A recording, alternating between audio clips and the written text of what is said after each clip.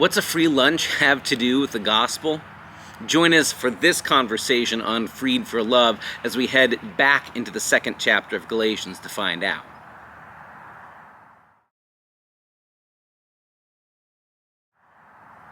So, let me tell you a story. In the place where I used to live a long time ago, a new sandwich shop, a new restaurant was coming to town. It was a local franchise of a well-known, regionally known restaurant chain, and everybody was excited that the town was going to get one. And the sandwich shop had made this announcement that on opening day, for the big grand opening, they were going to give away free sandwiches to the first 100 people in line. People were so excited. So on the day of the big grand opening, you've got this big long line lined up at the front door, waiting for them to unlock the doors and open up the store for the first 100 people to get free sandwiches. But there were so many people. The line clearly stretched way farther than 100 people. And once the owners and the employees from the restaurant have counted out, here's where our 100 ends, and they could see there was clearly so many more people lined up. There's this open conversation among people standing in line. Well, at some point, they're going to have to send the rest of them away. They didn't get in line with us. And others saying, well, they waited. They might have waited almost just as long as the people who were there first in line. There's just a lot of people who want these sandwiches. So eventually, the managers of this new restaurant decide everybody who's in line is going to be able to get a free sandwich that day. And when there started to be grumbling among some of the people in line, like, wait a second, you promised to the first 100, we've been here waiting in line. The managers of the new restaurant said, okay, but we're the ones absorbing the costs here, right? We're the ones who are basically losing money by giving out free sandwiches, and we have the right to give to whomever we want to. We can say that you're all included in getting free sandwiches if we so choose. Clearly you all want these sandwiches, so it doesn't matter whether you got to be first in line or later in line. You belong, or you can get this free gift because we're the ones giving it, not because your standing in line has earned it. Which of course is true. If you're standing in line for a free sandwich, it's not your standing that earns you the sandwich. They were offering a free gift. You just happened to get in line before anybody else. Maybe you made a green light and somebody else got stuck at a red light. Maybe you got a better parking place and they did. Or maybe you could walk from home because you were close enough. Whatever. But standing in line isn't how you earn a free sandwich. The sandwich was a gift, right? Well, in so many ways, that same logic rippled through the early Christian community, and you hear it in Paul's letter to the Galatians, right? We've been dealing with how in the early church there's this tension between the Jewish, Judean background Christians who have come to Christianity out of the backstory of Judaism, who kept the rules, who kept the covenants, who kept kosher, who practiced circumcision, all these things that were markers of being the people of God. And now there's this outside group, these Gentiles, these people who from different backgrounds, different nationalities, different religions, different beliefs in God or gods, they're being brought into Christianity too, even without having to keep all the commandments, even without having to be circumcised, even without having to follow the kosher rules for food.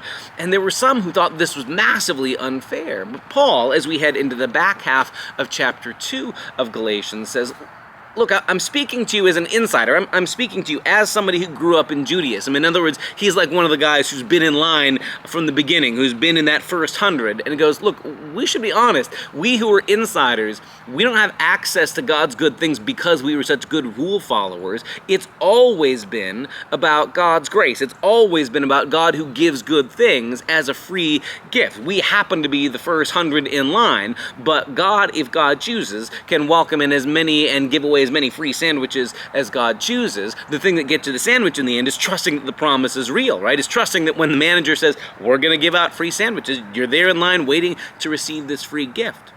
In other words, Paul's point is to say that even in ancient Judaism, your belonging, your right relationship with God wasn't something you earned or achieved by how well you kept the rules, how well you followed commandments, or how well you carried all the cultural and ethnic baggage that came with being of the Judean family tree.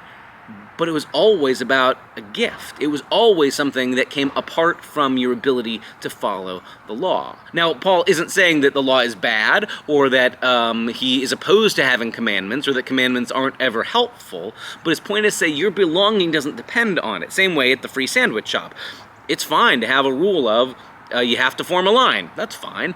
But don't pretend that your ability to follow the rules of standing in line is what earned you a free sandwich. You got a free sandwich because the manager said we want to be generous and we want to bring people into relationship with our restaurant. We want them to come to our restaurant the next time they're hungry, right?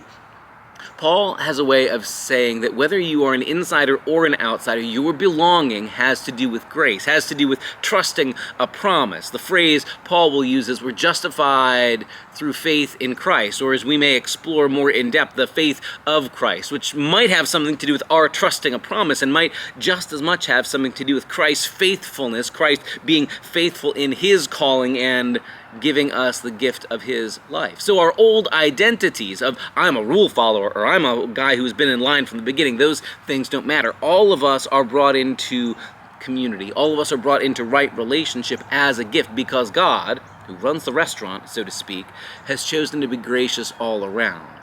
That really changes how we see one another and also how we see our relationship with God. If I'm always clinging to, but I was in line first, I should get more, they shouldn't have access, I'm really sort of trusting in myself. I'm really pointing at, aren't I a good little boy? Aren't I a good little girl? Aren't I a perfect little peach? Look how well I followed the rules. And Paul has been saying that was never how it worked between us and God. And if that's what we're saying, if we're saying that your belonging in the Christian community has to do with how good or bad you are at following the rules, how well you got in line ahead of time, then you're basically saying that Jesus' death on the cross is meaningless, right? If Jesus' death on the cross is really what's necessary, what God does to accomplish salvation, then I can't say my belonging has to do with my ability to follow rules. And if I'm willing to admit that my belonging isn't about how well I follow rules, then all of a sudden Jesus and the cross make a whole lot of sense. That's the conversation we're going to be digging into in the second half of chapter 2 in Galatians this coming Thursday. As we've been doing all along through this fall, we're meeting at 1 o'clock here at Community of Christ. You can join us in person around the big table in the council room, or if you can't catch us in person, catch up with these video summaries as we continue to reflect on what it means to be freed for love. See you along the way.